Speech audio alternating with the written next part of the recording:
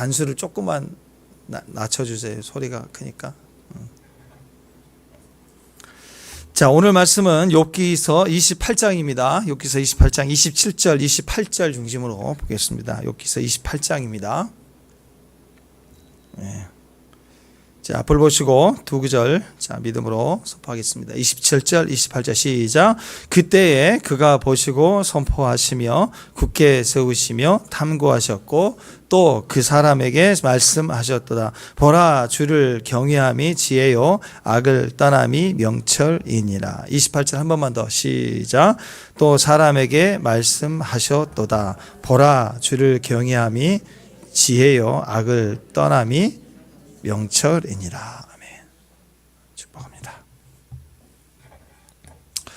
자, 우리 알루미늄 있죠. 알루미늄이 산화되면 이제 산화 알루미늄 이렇게 부르는데 알루미나라고도 부릅니다. 그래서 알루미늄 시세가 어제 보니까 1kg당 1,150원, 1,000원 조금 넘어요. 근데 이 산화 알루미늄, 산화된 알루미늄이 키로당 한 15,428원 뭐 이렇게 나온 것 같아요. 한 15배 정도 산화되면 가치가 높아집니다. 근데 거기다가 알루미늄이 산화 알루미늄이 되는 산화 과정에서 철이나 티타늄이나 크롬이나 이런 불순물이 더 들어가면 그 불순물의 결과에 따라서 루비가 되고 사파이어가 되고 또 에메랄드가 된다고 하죠. 그러니까 여러분, 이 산화 과정이 사실 우리 욥기에서 보면 아픔의 과정이죠. 아픔의 과정인데 또 거기다가 산화 과정 중에 자꾸 불순물이 많아지는 거예요. 막 치고 들어오는 거예요. 그때 누구도 고난을 원하지 않고 또 고난 중에 가만히 있으면 좋을 텐데 자꾸 뭐가 들어와요. 근데 그 불순물이 결과적으로 우리를 보석으로 만든다는 거죠. 우리가 욥기를 이렇게 묵상하고 있는데 오늘 우리에게 주시는 메시지입니다. 주의 길을 우리가 갈 때 나에게 무슨 일이 이렇게 벌어지느냐, 왜 이런 일이 일어나느냐, 여기에다 집중하지 말라. 내가 무엇이 되고 있는가, 그것만 생각하라는 거죠. 축복합니다. 욥기를 통해서 주시는 거죠. 왜 그런가? 이해도 안 되고 설명할 수는 없지만 분명한 것은 이 불순물, 이 고난이라는 것을 통과해 지나갈 때마다 확실한 거예요. 내가 뭔가 보석이 되어져 가고 있다. 주님이 나를 만드신다. 이 믿음, 확실한 믿음에 우리 마음을 두라는 거죠. 우리가 깨닫지 못하고 이해되지 않는 우리 자신의 생각 가지고 왜 나에게 왜 이런 일이 도대체 무슨 일이 벌어지는가 이렇게 생각하지 말라는 거예요. 자, 그런 마음으로 우리 욥기서 23장 우리 했었죠. 한 번 더 돌이켜보면서 한번 외치고 10절 말씀 시작. 그러나 내가 가는 길을 그가 아시나니 그가 나를 단련하신 후에는 내가 승금같이 나온다. 우리가 보석처럼 나오는 거예요. 이 볼품은 알루미늄.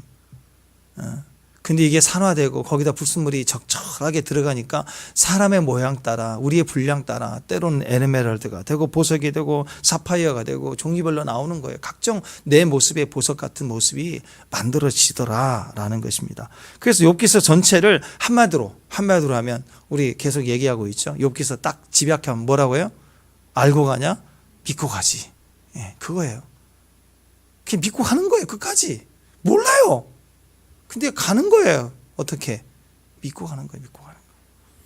자, 그래서 우리는 고난을 지나가면서 많은 것들을 배우게 됩니다. 중요한 것들이죠. 고난이 다 지나가고 돌아보면 그때 보이는 것들이 있더라라는 거예요. 고난 중에 인내를 배웠죠. 고난 중에 일하는 법을 배워요. 고난 중에 침묵하는 법을 배워요. 요셉을 보세요. 요셉이 고난 받기 전에 입방정이었죠. 어린아이니까. 그 형들 입장 보기 얼마나 얄밉겠어요. 그거. 뭘 껐다 그러고 저랬다 그러고 아주 제일 막내가 그러니 화가 나잖아. 그게.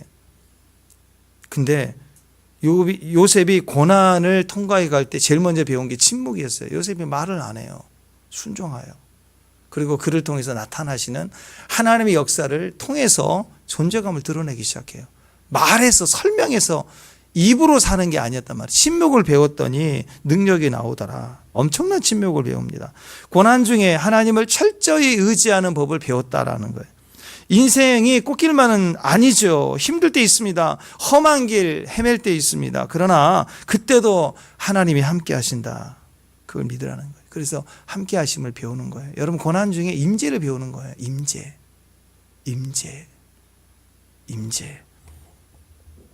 우리가 세상에 철저히 실망하고 친구들이 우리를 배신하고 정죄하고 욕하고 그냥 끝에 와서는 무슨 구덕이니 무슨 뭐 그러잖아요. 구덕이다 너, 송충이다, 벌레다 막 이러잖아요. 우리는 말할 수 없는 하나님 임재를 그때 경험하게 됩니다.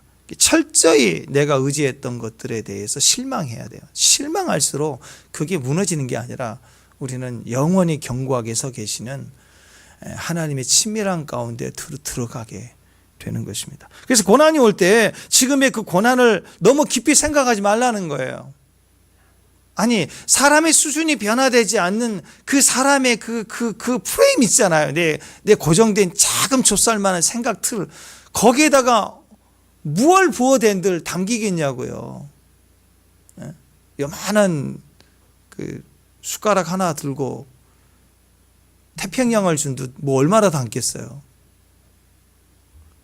그러니까 우리 안에 그 사고나 생각의 영역으로 하나님의 그 어마어마한 과정과 계획들을 우리가 담아낼 수가 없는 거예요. 그래서 생각하지 말고, 깊게 생각하지 말고, 그게 제일 어리석음이 고난당할 때 깊이 생각해요. 고난당할 때 고민한다고요. 그러지 말라는 것이죠. 고난을 너무 깊이 생각하지 말라는, 고난 중에 내가 산화되어져 갈 때 아프잖아요. 산화되어질 때 얼마나 아파요. 근데 불순물까지 막 들어올 때, 막 섞여 들어올 때, 그때 생각해야 돼. 한 가지만 생각해. 딱 한 가지. 하나님만을 생각하라. 축복합니다. 하나님을 생각하라. 딱 살아계신 하나님 네 가지 얘기했죠. 뭐? 전지전능. 그 다음에 율법정신, 공의사랑. 억울한 자가 없게 하라. 가난한 자가 없게 하라. 그 시작은 전지전능이에요. 딱 네 가지. 전지전능. 첫 번째, 전능하신 하나님이 시작하셨다. 이 일은 하나님이 시작하셨다. 천지를 지으신 하나님의 능력으로 시작한 일이다. 이 고난, 이 터널은 하나님이 시작하셨다. 그 다음에 전지하신 하나님. 친구들은 몰라요. 내 가장 가까운 사람도 나를 몰라요. 근데 하나님 나를 아신다. 전능, 전지. 그 다음에 공의와 사랑이죠. 근데 그분이 나를 자녀 삼아 주셨어요. 자녀에게 허락한 터널이에요. 하나님 나를 사랑하신다. 하나님 나를 자녀 삼아주신다. 그 다음에 공의, 마지막 요한계시록 공의라고 그랬죠. 공의 어떻게 돼요? 말씀은 반드시 이루어진다. 웨이메이커. 하나님이 길을 만드시는 분이신다. 나는 몰라요. 근데 길을 만들어 주신다. 그리고 하나님이 나의 모든 억울함을 풀어주신다. 그래서 이 네 가지입니다. 전지전능, 공의, 사랑. 자, 오늘 한마디로 오늘 28절 말씀이죠. 이 불순물들을 통해서 하나님 나를 보석으로 만들고 있다. 자, 욥기에서 이 욥의 세 친구들과 대화가 이제 끝났습니다. 대화가 다 끝나고 마지막 욥의 대답만 남은 거예요. 이제 욥의 대답만 남는 게, 욥의 대답이 26장에서 31장까지 6장에 걸쳤어요. 욥이 쫙 마지막 대답을 하는 이제 과정입니다. 그 중에서 우리가 26장, 27장을 했고 오늘 28장이거든요. 욥의 마지막 긴 대답인데, 여기서 오늘 28장 오늘 내용, 묵상했던 내용의 핵심이 하나님의 지혜예요. 보석보다 더 진짜 귀한 건 하나님의 지혜다. 하나님 지혜는 이 땅에 어떤 보석보다 가치가 있고, 그 보석이 만들어지는 과정보다 진귀하고 존귀하고 신묘막측하고 그런 거예요. 그래서 그 하나님의 지혜에 우리가 오늘 충만하시기를 주님의 이름으로 축원합니다. 자, 28절 한 번 더, 오늘 주제 말씀이죠. 28절 한 번 더 봅니다. 시작. 또 사람에게 말씀하셨도다. 보라, 주를 경외함이 지혜다. 악을 떠남이 명철이다. 집약해 보면 경외하는 마음, 하나님이 경외하는 마음. 내가 왜 보석일까? 그냥 알루미늄 정도인데. 알루미늄 싸잖아요. 이거 스탱 뭐 그릇, 라면. 제일 싼 거 다 해서 가면 제일 싼 그릇, 라면, 알루미늄. 근데 보석이 될 수 있어요. 보석이. 경외하는 마음이. 하나님이 경외하는 마음. 하나님의 지혜가 가장 큰 지혜다. 그러니까 주를 경외하라. 경외하는 마음이다. 그 얘기를 하고 있습니다. 자, 그 얘기 하려고 오늘 이제 1절부터 계속 쭉 나오는 얘기가 보석 얘기예요. 보석. 보석 그러면 보석을 캐내는 것부터 시작이 되죠. 보석을 캐내는 것부터 시작해서 종류별로 또 계속 설명을 하고 있어요. 이걸 보고 느끼는 게 뭐냐면 지금 욥이 엄청난 고난을 당한 중이잖아요. 그죠? 근데 여기서 보석 얘기 나올 때까지 온 거예요. 근데 이 보석을 통해서 뭔 얘기를 하는가를 좀 보자고요. 오늘 내용을 쭉 보면은요, 우리가 느끼는 게 뭐냐면 욥이 굉장히 해박한 지식을 갖고 있어요.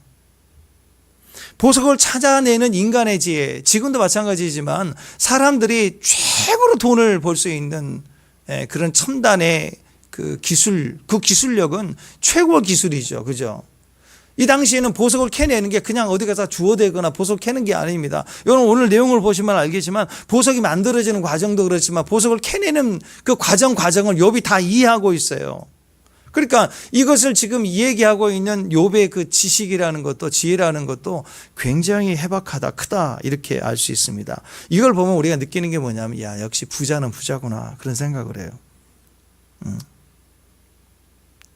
왜 욥이 이렇게 보석에 대해서 그냥 아는 정도가 아니라 보석을 이렇게 자세하게 알 수 있을까? 가져봤기 때문에.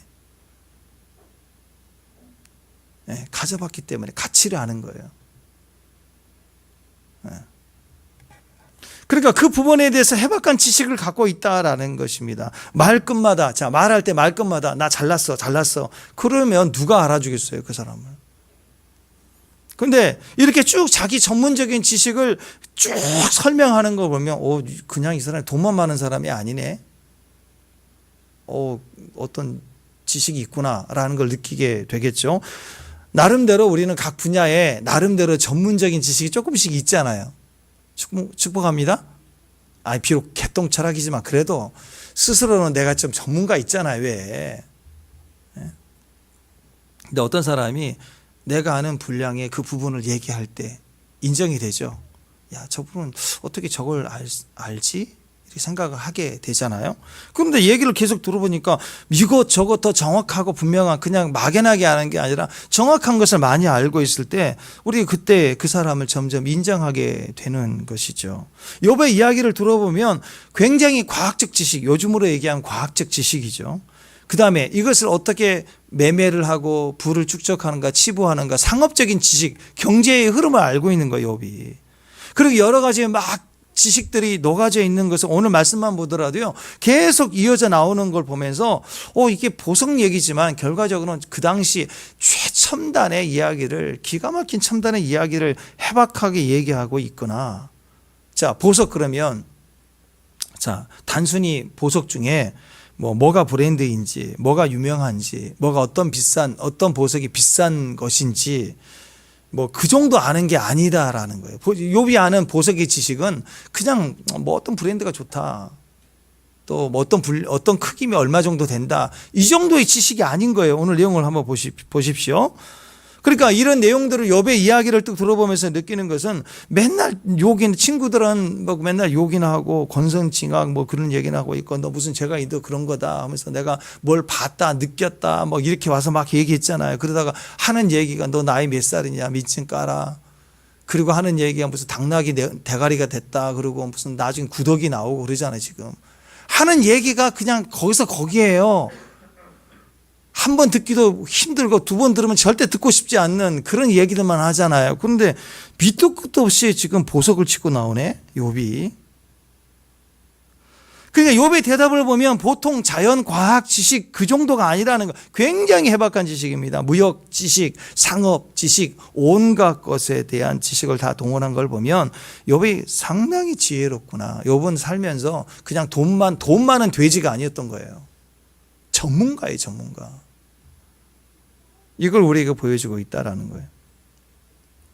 그러니까 이 땅의 모든 것을 다 경험해 본 부자, 박사 부자가 뭔가를 미친 듯이 갈망하고 있다면 그게 진짜의 가능성이 높지 않겠어요? 그죠? 안 그래요? 그냥 나에 비해서 돈만 많은 사람이 뭘 열심히 찾아다니는 거 부럽지 않죠? 근데 무엇을 봐도 어떤 분야의 사람의 전문가가 봐도 뛰어난 전문 지식을 다 가진 그가 실제로 이론만이 아니라 설명만이 아니라 삶을 통해 다 가져본 그가 그거 별로 그 보석 그거보다 하나님 경외하는 게 진짜이고 거기에 미친 듯이 목말라 있다면 그러면 생각해 볼 필요가 있지 않아요? 그거 얼마나 귀한 것인지. 그죠? 욥이 그 얘기를 하고 있는, 그래서 보석 얘기를 하고 있지만 사실은 이것은 아무것도 아니다. 진짜는 하나님이다는 얘기를 마지막으로 6장에 걸쳐서 길게 대답하고 있는 거예요. 1절부터 11절까지 보면 세상에 보석 캐는 법을 얘기해요. 그냥 돈만 많은, 이거 얼마짜리 어느 브랜드야, 그게 아니라 보석 자체를 어떻게 캐는가에 대한 이야기를 쭉 설명을 하고 있어요. 욥이 11절까지. 이걸 우리를 보면서 야, 진짜 어떻게 보석 자체를 이렇게 세공업자처럼 개발업자처럼 이렇게 잘할 수 있을까? 대단하다. 자, 1절 보면 은이 나는 곳이 있다 그랬어요. 은이 나는 곳이. 그리고 재련하는, 금을 재련하는 곳이 있다. 그러니까 보석이라고 얘기하면 그 속에 금, 은 다 포함되어 있는 거예요. 이 모든 것 핵심을 보석으로 얘기하지만 여기에 다 포함되어 있는 거예요. 은이 나는 곳을 알아요. 부자죠? 금맥이잖아, 은맥. 어디서 난다는 걸 안다고요. 또 금을 어디서 재련하는가도 알아요. 금이 귀하죠. 값비싸잖아요. 금이 원석 금맥이라고 해요. 그 원석을 찾아내는 것도 귀한데요. 사실은요, 금을 그 원석을 녹이는 기술, 또 그 금을 제대로 만들려면 약품 처리해야 돼요. 그래서 금세공이 옛날부터 굉장히 어려운 거예요. 지금은 나노 기술 뭐 그러지만 그 당시에는 이 금세공업자들이 굉장히 높은 지식을 가졌어요. 첨단의 기술이었다고요. 또 2절에서 보면은 철은 흙에서 캐낸대요. 철. 때로는 금보다도 우리 인류 역사 가운데 금보다도 철의 가격이 더 셌을 때가 있었어요. 그러니까 이 여기서 얘기하는 철도 그 당시에 값어치죠. 흙에서 캐내고 동은 돌에서 녹여서 얻어내고 이런 얘기를 하고 있는 거예요. 당시의 최고의 기술, 부가가치를 누리는 최고의 기술들을, 그리고 얼마나 그것이 노력을 해야 얻어지는지에 대해서 그게 쉽게 얻어지는 그런 게 아니다라는 것을 욥이 설명하고 있습니다. 20세기, 21세기 지금 이 시대에 최고의 보석은, 땅에 묻히는 최고의 보석은 검은 보석이 뭐예요? 검은 보석이라는 석유죠, 석유. 아직까지 전 세계 경제를 흔드는 게 오일이잖아, 오일. 오일. 자, 석유를 채굴하는 걸 보면은요, 보석을 캐내는 것과 똑같아요. 단순히 그냥 쉬운 게 아닙니다. 요즘에는 바다에서 캐잖아요. 제7광고 그런 것처럼. 바다에서 캐내는데 시추공을 막 깊이 내려가서 뚫어요. 뚫는데 이 석유를 캐내는데 세계에서 지금 현재까지 캐낸 석유를 캐내는 자리에서 이 시추공, 그 뚫은 구멍이죠. 구멍이 제일 긴 게 12km가 넘는다고. 12점 얼마예요. 12km를 바다에 뚫어 들어가서 석유를 캐낸다고. 이게 보통 기술이에요. 그죠? 거기다가요, 원유를 뽑아낼 때는 또 진흙 물이 또 필요하대. 그냥 물이 아니라 진흙 물을 가져다가 거기다가 적절하게 지질 그 특성을 알아가지고 지질 특성에 합당한 화학품을 섞어서 거기다 주입시켜내서, 그래서 석유 한 방울이라도 잃어버리지 않게 뽑아낸다는 거예요. 그러니까 여러분 생각해 보세요. 제가 이런 내용들을 보면서 느끼는 게, 야, 인간의 지혜가 대단하구나. 어떻게 바닥 12km까지 뚫어서 거기에 진흙 물까지 집어넣어서 약품 처리해가지고 석유를 캐낼 생각을 할 수 있을까? 여러분, 이런 생각을 어떻게 하겠어요? 인간의 지혜라는 것은 엄청나는 거예요. 보석을 캐기 위해서는 이렇게 어마어마한 과학과 능력이, 기술이 다 동원돼서 캐내지는 게 보석이라는 거예요. 보석. 그 얘기를 하고 있습니다. 3절 4절. 자, 3절 4절 한번 읽어보세요. 3절 4절. 자, 시작. 사람은 어둠을 뚫고 모든 것을 끝까지 탐구하여 어둠과 죽음의 그늘에 있는 광석도 탐지하고. 석유 얘기죠. 그 다음에 시작. 그는 사람이 사는 곳에서 멀리 떠나 갱도를 깊이 뚫고 발길이 닿지 않는 곳, 사람이 없는 곳에 매달려 흔들리는, 다 파고 들어가서 뽑아내는 거예요. 사람의 기술이 대단하죠. 그러니까 사람들이 끝까지 탐지해서 깊이 들어가 다 파내고 경도를 시추공을 파 들어가서 12km 이상 파고 들어가 가지고 거기서 보석을 캐낸다는 거예요. 12km까지 뚫었는데 안 나오면 어떻게 돼요? 헛고생이잖아요. 물론 실패를 하기도 하지만 어쨌든 그 12km 바닥 속에 석유 있다는 것도 알아내서 뚫기 시작하는 것도 그렇지만 뚫는 기술도 그렇고 이런 지식들을 인간의 지혜가 대단한 거예요. 그 다음에 또 자연 과학 지식도 욥이 대단해요. 자, 보세요. 아브라함 시대 사람이에요. 욥이 지금 아브라함 시대 사람이라고요. 그러니까 기원전 보통 우리가 2000년이라고 하거든요. 그러니까 모세가 15세기라 그러면 아브라함은 한 500년도 더 치니까 2000년 지금 지나고 예수님 시대 2000년 그다음 그 전 2000년 그리고 약 4000년 전 사람이에요. 지금부터 약 4000년 전 사람이면 한반도는 고조선 시대 중에서도 옛날 고조선 시대예요. 근데 그때 이 과학적 지식, 욥이 얘기하는 과학적 지식을 보자고요. 땅 속에, 지구 속에 마그마가 있대, 마그마. 자, 지구 속 중앙에 핵이 있죠, 핵. 그 다음 그 위에 멘틀이 있고, 그 멘틀이 고추덩어리잖아요. 그 위에 마그마가 떠 있는 거라고. 그 마그마, 그걸 지각이잖아요, 지각. 그래서 멘틀이 움직이면 지각이 막 변동이 되고, 지각판이 부딪혀서 지진이 나고 막 이런 얘기 나오잖아요, 그렇죠? 자, 그런데 우리가 학교 다닐 때 지구과학 시간에 배웠던 건데 이런 지식들이 최근 한 100년? 길어봐야 200년 안에 생겨난 지식들이잖아요. 이런 마그마가 있고 무슨 핵이 있고 이건 최근에 우리가 배운 거잖아요. 4000년 전 사람이 이런 얘기를 하고 있는 거예요. 지구 중앙에 가면 불이 있다. 땅속 깊은 곳에 가면. 그걸 어떻게 알았을까요? 지구에 들어가면 뭐가 있는가? 어떤 사람들은 땅이 막 차지니까 더 찰 거다라고 생각하는데 아니 그건 사람 생각이고 그 당시에 이런 과학적인 능력이 없을 때 대부분 사람들은 그렇게 얘기를 했다고요. 근데 욥은 아니라는 거예요. 그 속에 깊은 곳에 불이 있다는 데 지구의 내부 속 땅 아래 돌 거기에 보면 또 이렇게 불이 있는 것뿐만 아니라 핵이 있는 것뿐만 아니라 그 땅 아래 또 뭐가 있느냐 다이아몬드, 청옥, 뭐 이게 사파이어죠. 또 사금, 금가루 그런 게 있다라고 땅속에 있다라고 얘기하는 거죠. 5절 6절. 자, 5절 6절 시작. 음식은 땅으로부터 나오나 그 밑은 불처럼 변화했다. 식물은 땅에서 농사지어서 나오잖아요. 근데 그 땅속 깊이 들어가면 뭐가 있어요? 불처럼 변한데 불이 있대요. 6절 시작. 그들은 그 돌은 청옥이 있고 사금도 있다. 땅에서 막 사금도 금가루 이렇게 사금 캐잖아요. 부서질 때. 그 속에 또 청옥 사파이어가 있대요.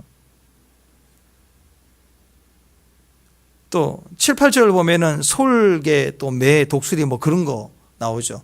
동물의 시각, 시야가 얼마나 좋은가 그런 얘기인데 뭐 내셔널 지오그래피 같은 거 보면은요. 그 절벽을 막 이렇게 파고 올라가는 그 사냥 그런 거 있잖아요. 절벽을 막 거의 아마 90도 가까이 되는 데를 그 양이 막 이렇게 발을 피고 올라가는 거 보세요. 대단하죠. 근데 가끔씩 보면 독수리가 와가지고요. 딱 채가요. 독수리가 와가지고 채갖고 공중에서 떨어뜨려. 그러면 막 다칠 거 아니에요. 그러면 가서 이제 먹는 거죠. 그래서 독수리 같은 거 보면은요. 웬만한 짐승들, 작은 짐승들은 들고 막 떨어뜨리기도 하고 뭐 심지어는 어린아이처럼 작은 사람도 때로는 이렇게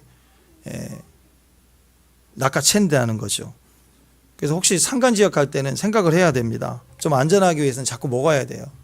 확진자가 돼야 좀 안 잡혀. 독수리한테 확진자가. 네. 자, 독수리가 무섭다 그 얘기가 아니라 독수리가 어떻게 그게 가능하냐. 눈이 시각이 좋아요. 한 3km 정도에서 먹이를 본대요. 매도 그렇죠. 매의 눈. 사냥하는 매. 하늘 날다가 급속히 내려 꽂아가지고 탁 맞추잖아요. 그걸 보면은 이 매, 또 이런 독수리, 솔개, 이건 굉장히 시력이 좋죠. 독수리의 눈, 매의 눈, 솔개의 눈. 엄청나죠. 시각이 뛰어나다. 먹잇감을 찾아낸다. 근데 욥이 여기서 얘기하는 것은 그것보다 인간의 눈이 더 낫다라는 거예요. 시력은 떨어지지 모르지만 인간의 시선, 시각, 새들도 못 찾는 바닷속 광구 속에 있는 진주 보석도 캐내는 거예요, 인간이. 그러니까 인간의 그 지식과 시각이 통찰력이 얼마나 크냐 지금 그 얘기를 하고 있습니다. 또 용맹한 짐승들, 사나운 사자 뭐 보세요. 맹수를 보세요. 기가 막히게 냄새를 맡고 먹잇감을 찾아내죠. 근데 그것보다 인간이 더 낫다라는 거, 인간. 비교할 수 없다. 자, 7절, 8절. 자, 봅시다. 시작. 그 길은 솔개도 알지 못하고 매의 눈도 보지 못하고. 왜? 매의 눈도 솔개의 눈도 그렇게 시력이 좋지만 인간이 하나님의 길을 가는 걸 알겠어요? 근데 인간은 안다 이거예요. 8절 시작. 짐승도 밟지 못했고 사나운 사자도 그리로 지나가지 못했다. 그렇죠. 짐승 앞에 인간과 짐승과 1대1로 하면은 뭐 우리가 발톱이 있나요? 뿔이 있나요? 뭐가 있나요? 무기가 없어요. 우리는 이빨이 있나요? 하다못해 고슴도치처럼 이렇게 뭐 날카로운 뭐 바늘이 있나요? 동물한테 100% 지수밖에 없잖아요. 근데 그 용맹한 맹수도 하나님의 길을 밟고 가겠어요? 주의 뜻을 알겠어요? 사람은 주의 길을 걸어가요. 주의 길을. 사실 우리가 이런 거 다 뭐 학교 다닐 때 공부 좀 하고 그래서 좀 아는 거고, 그리고 유튜브 같은 거 보면은 참 재밌잖아요. 그런 거. 동물들 세계, 식물들 세계, 이게 미생물의 세계만 봐도 그 찍어놓은 그 영상 보면 진짜 재밌어요. 그런 거 보면. 거기 보면 우리가 과학기술이 있고 카메라가 있고 그래서 그거를 다 편집하고 찍어서 이렇게 알려줘서 그런 거지. 근데 욥은 4,000년 전 사람이라고요. 한반도 고조선 시대에서 그 위 고조선. 거의 뭐 돌도끼 뭐 이런 걸로 뚝딱뚝딱 할 때 아마 그런 걸 거야, 아마 거의. 그런데 이런 지식들을 다 얘기를 하고요. 뭐 컴퓨터, 스마트폰, 뭐 TV 그런 거 없었을 텐데, 유튜브 없었을 거 아니에요. 근데 다 알고 있더라, 욥이. 그 다음에 자연 생활에 관한 것도 나와요. 9절에서 11절까지. 자, 9절에서 11절. 시작. 굳은 바위에 손을 대고 산을 뿌리까지 뒤엎으며 반석에 수로를 터서 각종 보물을 눈으로 발견하고 누수를 막아 스며 지나가지 않게 하고 감추어져 있던 것을 밝은 대로 끌어내느니라. 보석 캐는 모습 보세요. 옛날 보석 캘 때도 그렇지만 지금도 마찬가지예요. 거기다가 물을 집어넣어요. 누수를 막아 스며든 물을 집어넣어서 땅을 막 흐물흐물하게 해요. 사금 캘 때 보면 물을 막 더 넣어서 섞어서 흔들어서 돌과 금이 반짝반짝하는 것을 분리시켜서 금을 이렇게 캐내잖아요. 그렇죠? 발견하기도 하고. 이런 방식들을 계속 얘기하는 거예요. 또 그 다음에 놀라운 게 기상학. 고기압, 저기압, 뭐 요즘 말로 표현을 그렇게 하는 것이지, 욥이 그런 얘기를 해요. 공기에도 무게가 있대요. 무거운 공기가 있고 가벼운 공기가 있다. 기압 차이로 바람이 부는구나. 우리가 요즘 말로는 해석을 하지만 욥은 그런 비슷한 얘기를 하고 있는 거예요. 또 해류가 있대. 해류. 바다에 그냥 물이 있다 그게 아니라 거기에 해류에 대한 얘기를. 자, 25절, 26절, 27절. 자, 시작. 바람의 무게를 정하시며 물의 분량을 정하시고 비 내리는 법칙을 정하시고 비구름과 길과 우리의 법칙을 만드셨다. 그때에 그가 보시고 선포하시며 굳게 세우시고 탐구하셨고. 누가? 하나님이. 이게 4,000년 전에 욥이 말한 내용입니다. 보니까 기압 얘기를 해요. 바람의 무게가 있더라. 물의 분량이 있더라. 해류 같은 것이 존재한다. 그리고 비 내리는 법칙이 있대요. 비 내리는 법칙. 그냥 비가 뚝뚝 떨어지는구나. 비나이다, 비나이다 산신령. 그러면 신이 비를 주는 게 아니고 비 내리는 과학적인 원리들이 있다라는 거죠. 기상 법칙 뭐 그런 게 있다라는 거예요. 또 비 구름의 길이 있다. 어떻게 알았을까? 여기 보니까 우리의 법칙 있죠. 우리의 법칙. 우리의 법칙 요즘 말로 얘기하면 일종의 전기 법칙이죠. 전기 법칙. 전기가 어떻게 존재하고, 전기 법칙을 알아야 전기를 우리가 이용할 수 있도록 저항을 만들어내고 여러 가지 저장하기 콘덴서를 놓고 이래서 전자제품도 만들고 그런 거 아니에요. 전기가 흐르고 흐르지 않는 것들을 통해서 우리가 이렇게 개발해 나가는 게 전기 법칙, 우리의 법칙 뭐 이런 것들을 이해하고 있는 거예요. 그냥 막연히 우리가 치는구나. 아니야, 이게 법칙이 있다. 비가 내린다. 기압 차이가 있다. 이런 것들을 이해하고 설명을 하고 있더라. 이게요, 단순히 하늘을 볼 때, 비가 내릴 때 비 오는구나 그렇게 생각하지 않고 이런 길, 법칙이 있다라는 것을 분명히 인식하고 또 알고 있었다라는 거죠. 여러분, 지혜, 이런 지식, 이런 지혜가 얼마나 뛰어나요. 그냥 돈 많은 사람이 아니었다라는 거예요. 자, 보석을 찾아내는 법, 좋은 매의 눈, 바람의 무게, 물의 분량, 기상 법칙, 전기 법칙, 이게 굉장히 중요한 지식이잖아요. 근데 하나님의 지혜하고는 비교할 수 없다 이거예요. 아무것도 아니다 이거예요. 진짜 지혜 중에 지혜, 보석 중에 보석은 하나님뿐이다. 세상보다 하나님이 크시다. 그 얘기하려고 보석 얘기를 계속하는 거예요. 자, 12절 13절 시작. 그러나 지혜는 어디서 얻음이 명철이 있는 곳은 어디인고 이 길을 사람이 알지 못하나니. 시작. 그 길을 사람이 알지 못하나니 사람 사는 땅에서는 찾을 수 없다. 사람에게는 없고 하나님께 모든 지혜가 있다 그 얘기예요. 자, 그러면서 계속 이어지는 내용이 14절부터 바다 이야기를 하는데 바다에 모든 보화가 있다. 지금 마지막 때가 되면서 요즘 시대에 자원이 고갈되기 시작할 때 많은 학자들이 마지막 보물이 있는 곳은 어디라고 그래 지금? 바다라고 그러냐. 바다가 돈이다. 바다 이야기를 해요. 보석 얘기가 계속 진행해 가는데 자 보십시다. 오늘 금은방 차렸어요. 자, 금은방이 어디 있느냐. 15절부터 19절까지 자 보석 구경 좀 합시다. 자, 금은방 들어갑니다. 자, 15절부터 이 19절까지 쭉 보면서 보석 어떤 보석이 있나 봅시다. 시작. 순금으로 바꿀 수 없고 은을 달아도 그 값을 당하지 못하나니 오빌의 금이나 귀한 청옥수나 남보석으로도 그 값을 당하지 못하겠고 황금이나 수종이라도 비교할 수 없고 정금 장식품으로도 바꿀 수 없으며 진주와 벽옥으로도 비할 수 없나니 지혜의 값은 산호보다도 귀하도다. 구수의 황옥 비교할 수 없고 순금으로도 그 값을 헤아리지 못하리라. 값을 얘기하고 있어요. 이런 각종 보물 보석들을 값을 다 아는 거예요. 근데 그 값어치가 귀하다고 한들 하나님의 지혜에 값을 매길 수 없다라는 거예요. 그런데 이 보석 하나하나의 종류 값어치를 다 이야기하고 있어요. 어떻게 이렇게 알죠? 가져봤으니까.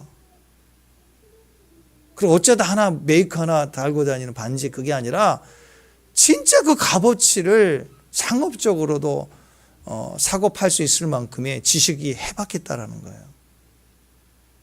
근데 그 값어치보다 비교할 수 없는 게 하나님의 지혜다. 저는 이거 보면서 어제 대단하다. 웃기지 않아요? 한번 생각해 보세요. 지금까지 새 친구가 와가지고 교육방송할 때, EBS 교육방송할 때 주로 하는 내용이 뭐였어요? 계속 소발 같은 친구는 와가지고 그냥 뭐 하고 있어요. 그냥 빌라도 그렇고 와서 하는 얘기가 계속해서 그냥 찌르고 인신공격이나 하고 그냥 뭐 구더기 얘기나 하고 똥 얘기 개똥처럼 얘기했죠. 똥 얘기나 하고 막 그럴 때 지금 욥이 볼 때 얼마나 웃겼겠어요. 그러니까 욥이 기다리다가 이 친구들이 와가지고 EBS 교육방송한다고 자기 나름대로 아는 교육방송을 하는데 그 내용이 결국 똥 얘기예요. 개똥처럼. 그죠? 다 나왔죠?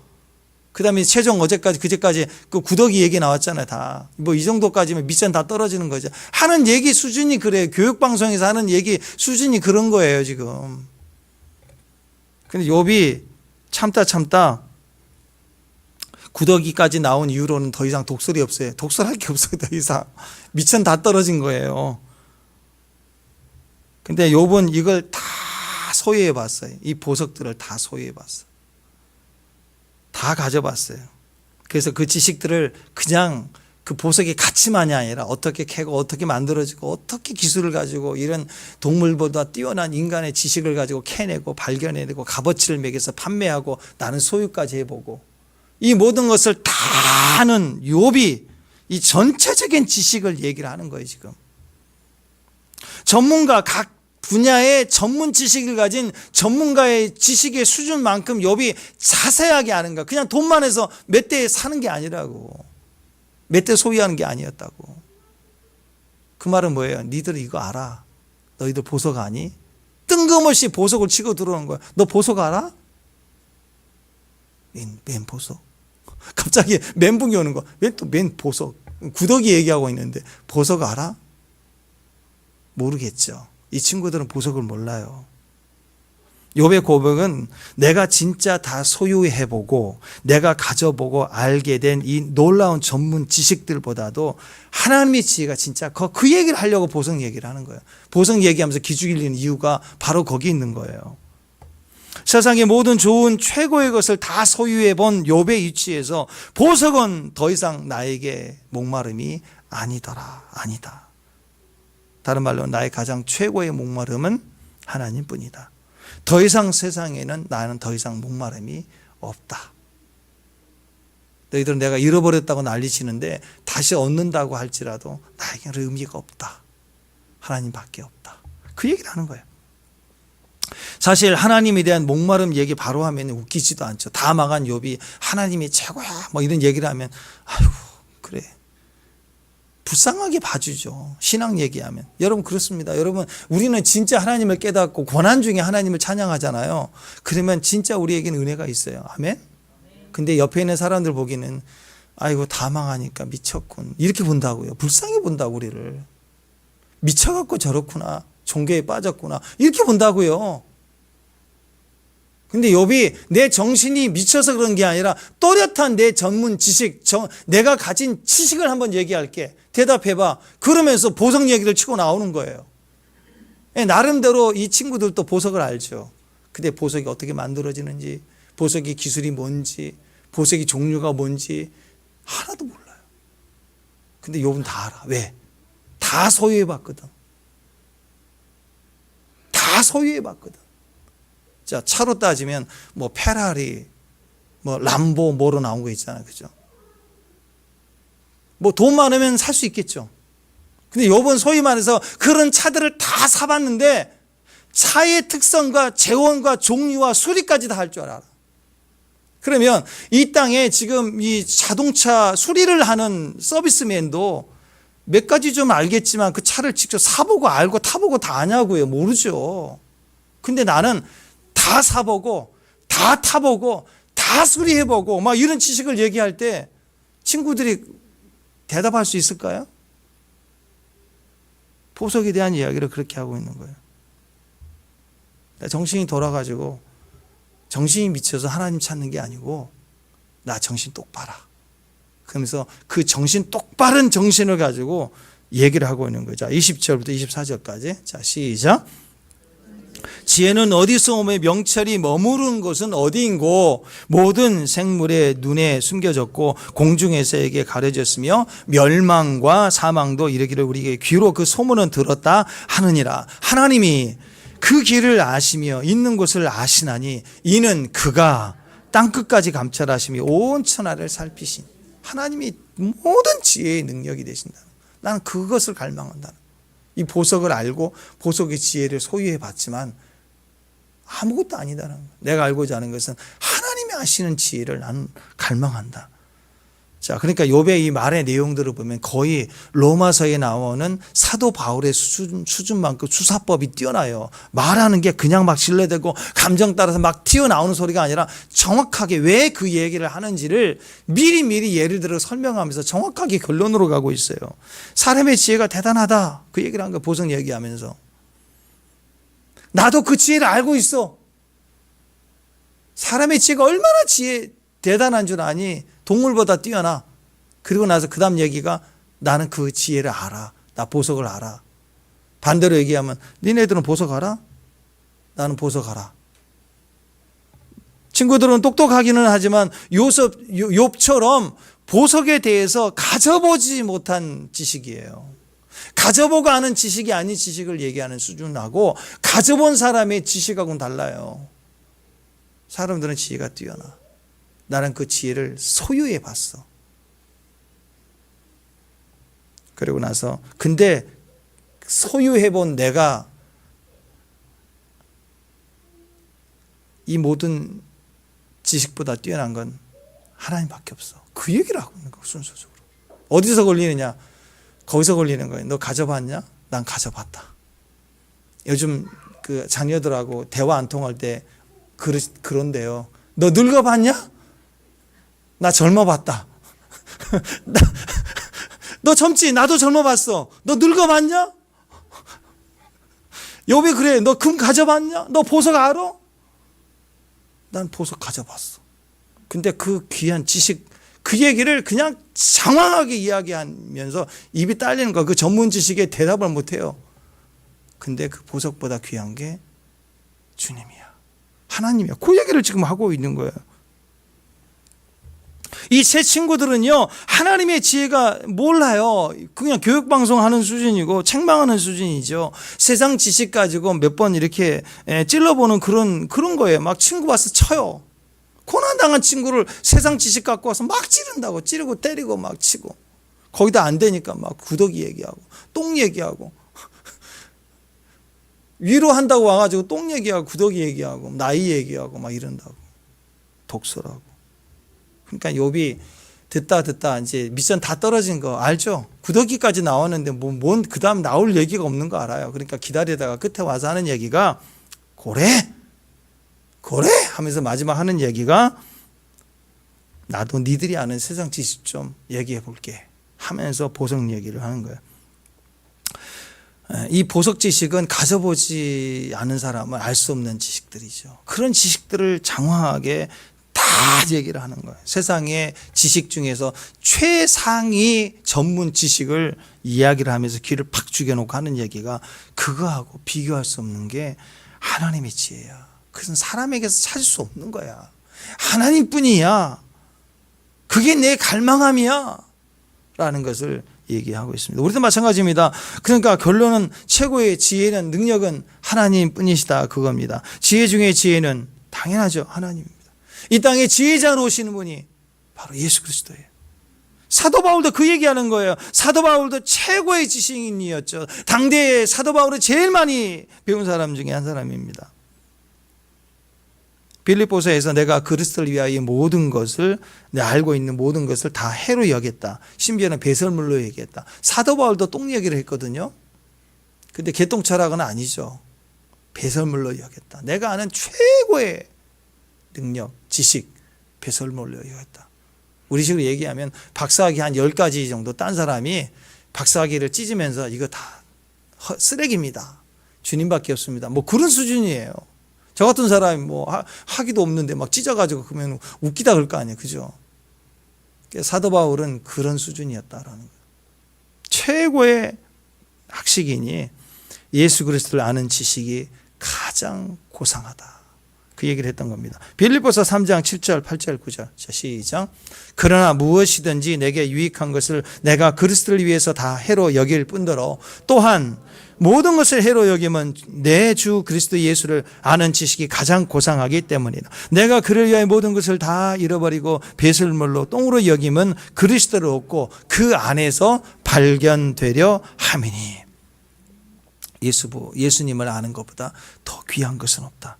지금 욥과 똑같은 고백을 하고 있는 거예요. 영적인 사람들, 주님의 길을 가는 사람들, 고난 중이지만 하나님을 아는 사람들은 한결같은 고백을 하는 거예요.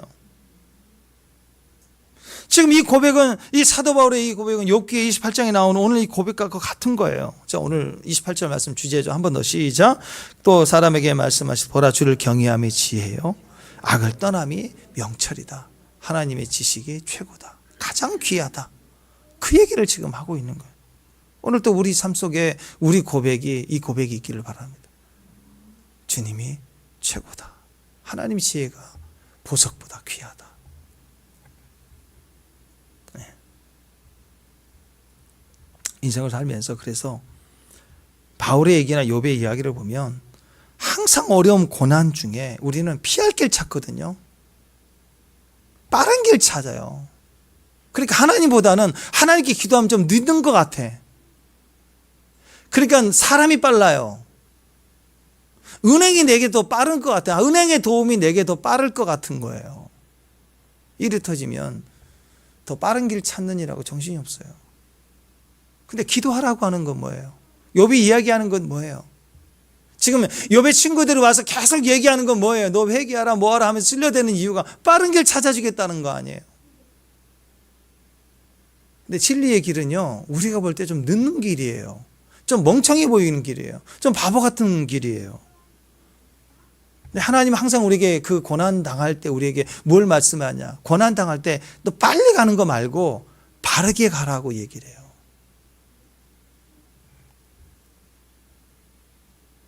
기억해야 됩니다. 여러분, 빠른 게 좋은 게 아니에요. 바르게 가는 게 맞는 거예요. 그래서 속도보다 항상 방향이 중요합니다. 빌립보서를 쓴 이 사도 바울의 인생을 보면 사도 바울이 열심히 있었죠. 그죠? 그리고 노력하는 인생이었어요. 믿기 전에도 그랬고 믿은 이후로도 사도 바울은 그런 삶을 살았습니다. 차이점이 뭐냐? 방향이 달랐다. 속도보다 방향. 믿기 전에도 속도가 있었고 믿은 후에도 쉬지 않고 달려가는 속도가 있었지만 다른 점은 방향이 달랐어요. 방향이. 바울은 믿기 이전이나 이후나 똑같은 속도예요. 속도에 정말 빠른 사람이었어요. 열심히 했습니다. 그런데 속도보다 더 중요한 것은 방향이었어요. 어떤 방향으로 갔는가, 그것이 완전히 다른 인생을 살게 했다라는 것입니다. 열심과 속도가 믿기 이전에도 있었어요. 탁월했죠. 근데 그 열심의 속도를 더 내면 낼수록 어땠습니까? 방향이 잘못됐기 때문에 속도를 내면 낼수록 핍박자의 삶이었어요. 사람을 죽이는 자의 삶이었어요. 하나님을 대적하는 삶이었다고요. 방향이 잘못되니까. 그냥 우리가 더 열심히 더 노력하면 된다고 하는 거 틀렸습니다. 더 노력해서 될 일이 아니에요. 인생에 고난을 당하고 갑자기 질병의 위기를 당하고 또 재정의 위기를 당한 사람들이 한결같은 고백입니다. 속도가 멈춰지는 거예요. 속도가 멈춰졌을 때 그때서 비로소 내가 방향이 잘못됐다는 것을 깨닫게 됐다라고 하잖아요. 방향을 잡을 때 다시 사는 거예요. 방향이 잘못되면 결국 그 노력과 열심과 수고가 헛되게 됩니다. 오히려 망하는 더 큰 마이너스로 들어가게 되죠. 인생을 망치게 되는 결과가 됩니다. 여러분, 그래서 방향이 없는 열심, 방향이 없는 열심은 후회됩니다. 또 방향이 있지만 잘못된 방향으로 가면 노력할수록 억울해요. 그래서 여러분, 나이 들면서 이런 말 하신 분들 되게 많거든요. 너무 억울하다, 억울하다. 내가 너무 억울하다. 네, 이런 분들의 특징입니다. 다른 사람보다 열심히 살았다는 뜻이에요. 다른 사람보다 더 열심히 살았어요. 아끼고. 근데 왜 억울해요? 열심히 살았으니까 억울한 거예요. 뭐가 문제예요? 방향이 잘못됐으니까 억울한 거예요. 인생은 노력한다고 되는 것이 아닙니다. 방향이 중요해요. 방향. 하나님이 우리에게 일하시죠. 아멘? 먼저 시작은 하나님이 일하셨다라는 게 시작이에요. 그러니까 그 다음에 속도예요. 그러니까 제일 중요한 건 방향이에요. 하나님이 일하심을 아는 거, 하나님을 향하는 거, 그 방향이 먼저예요. 그 다음에 속도예요. 속도. 보기는 느려질 수 있습니다. 사람의 모습으로는 최선의 길이 아닐 수 있어요. 때로는 바보 같은 선택일 수 있어요. 그냥 그 길이 방향이 맞으면 그 방향이 맞는 거예요. 속도가 좀 느릴 뿐이지. 속도보다 방향입니다. 오늘 그 모습이에요. 그 모습. 삶에서 우리가 속도보다 우리가 방향이면 다른 사람이 나보다 속도가 빠른 거 괜찮아요. 방향 잘못됐어요. 방향이 없이 속도 내는 거 아무 의미가 없어요. 조금 지나면 후회한다고요. 그래서 하나님께 바른 방향이면 우리는 우리 페이스대로 가는 거예요. 우리 페이스대로. 한 발, 한 발. 여러분, 조금 늦더라도요, 빨리 가는 것보다 조금 늦더라도 가장 바르게 가는 길을 선택하는 최고의 시작은 예배의 선택입니다. 자, 생각해 보십시오. 언제든지 예배를 선택할 수 있는 건 가장 바르게 가는 방법이에요. 자, 빠른 길이 아닐 수도 있습니다. 근데 가장 바르게 가는 길을 선택하는 방법은 예배를 선택하는 거예요. 세상의 그 어떤 지식보다도 귀하고 가장 강력한 지혜는 하나님을 경외하는 거라고 그랬잖아요. 그죠?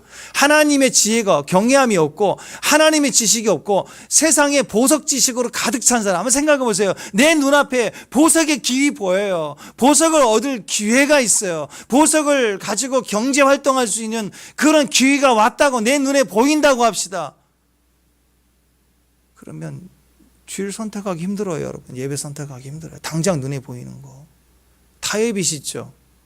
한 몇 년만 하면 내가 얼마든지 예배할 수 있는데, 얼마든지 하나님 일을 할 수 있는, 이런 생각이 들어오지 않을 거예요. 그죠?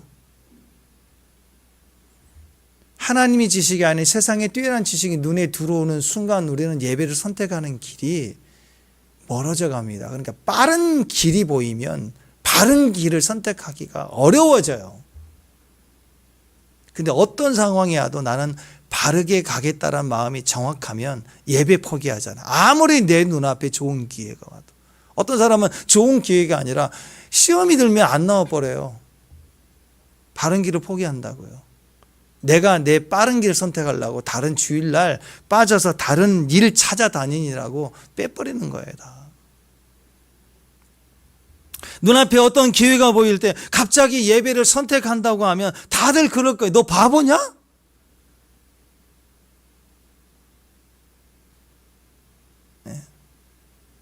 네, 여러분 한번 생각해 보세요. 여러분이 뭐 갑자기 모델이 됐다고 합시다. 모델. 그 모델 업계에 그 나간다는 게 보통 어렵잖아요. 근데 떴어. 이제 막 뜨기 시작해요.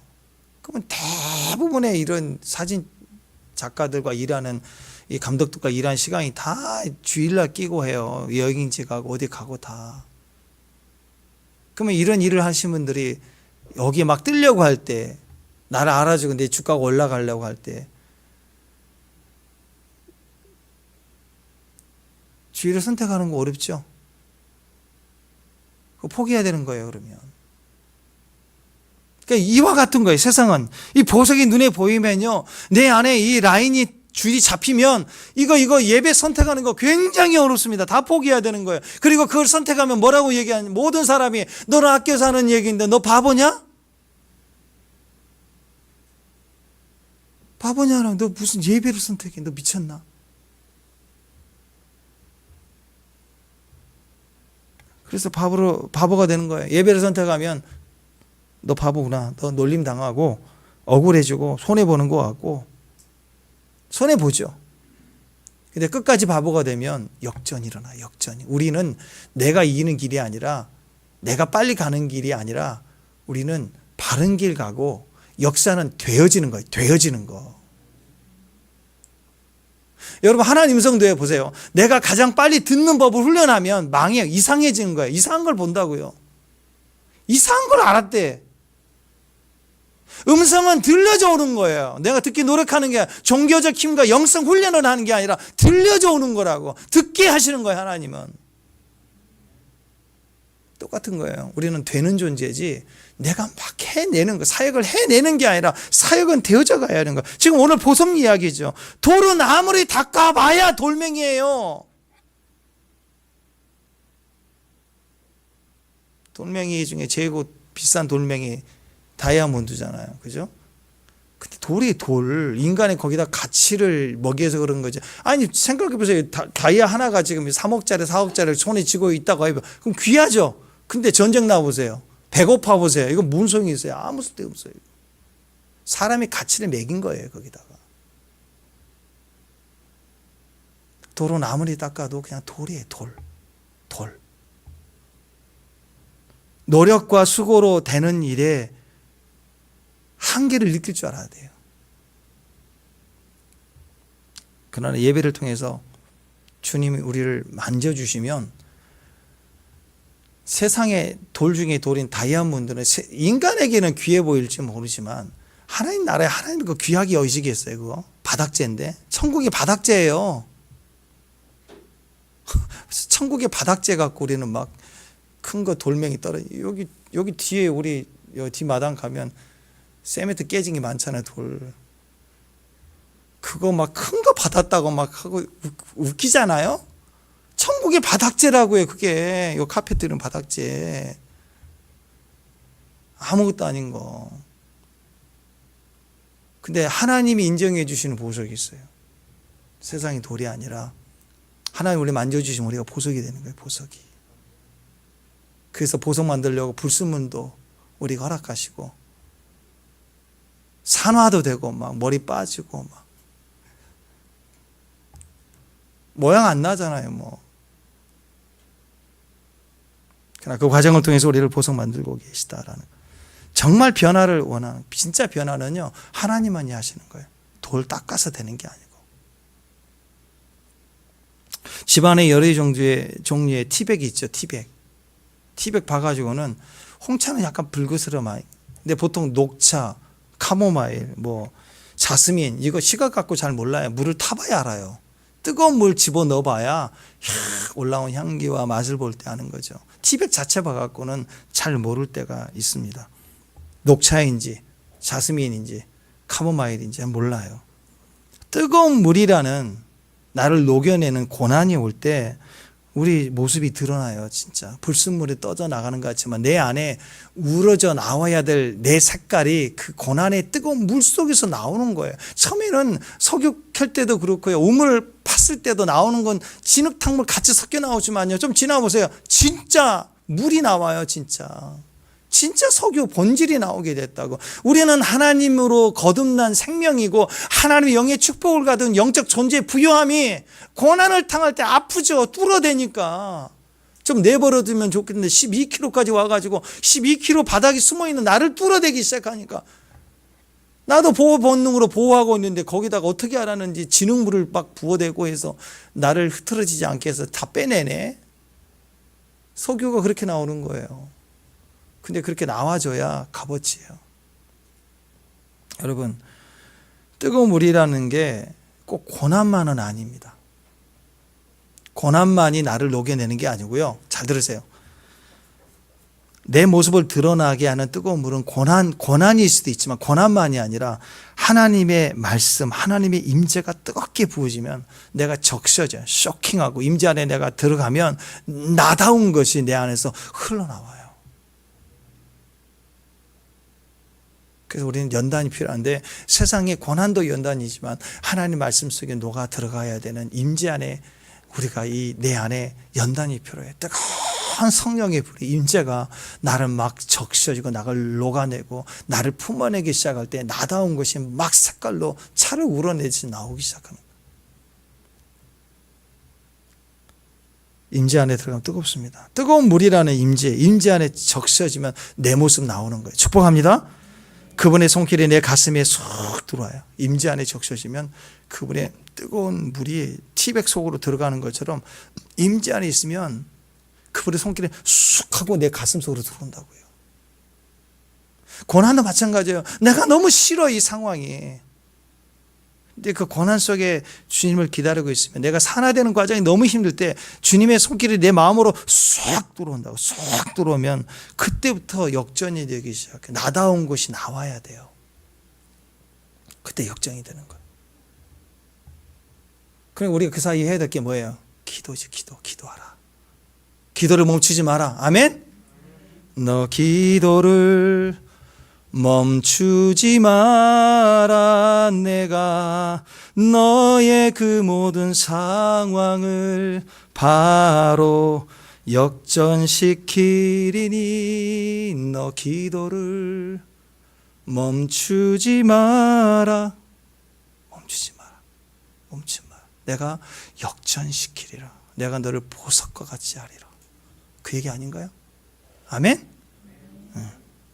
주의 임재가 있을 때 우리는 예배 안에서 보석이 됩니다. 돌멩이 붙들고 이제 계속 닦겠다고 걸레질하는 거 그만하십시오. 예배를 통해서 예배를 선택하는 바른 길을 늦더라도 답이 없는 것 같더라도 혹시 너 바보냐 하는 소리를 들어도 예배를 선택해 가는 거예요. 그때 그 임재, 예배 안에 임재를 경험할 때 어느 순간 그 임재 안에서 내 안으로 쑥 들어온다고, 말씀이 쑥 들어온다고, 임재가 쑥 들어온다고. 그때 내가 그때부터 역전이 되기 시작하는 거예요. 이스라엘 백성들이 여리고성을 돌 때도 인간적 소리하고 도는 게 아니었다고. 자꾸 말하게 하면 인간적 판단이 나온다고요. 근데 그 거대한 여리고성 앞에 돌 때 백성들이 침묵 속에 돌았어요. 그게 기도 과정이죠. 조용히 도는 거. 말씀대로 순종해서 도는 거. 그게 바른 길이었어요. 성을 정복해 이기는 바른 길이었다고요. 빠른 길을 선택한다면 바보짓이죠.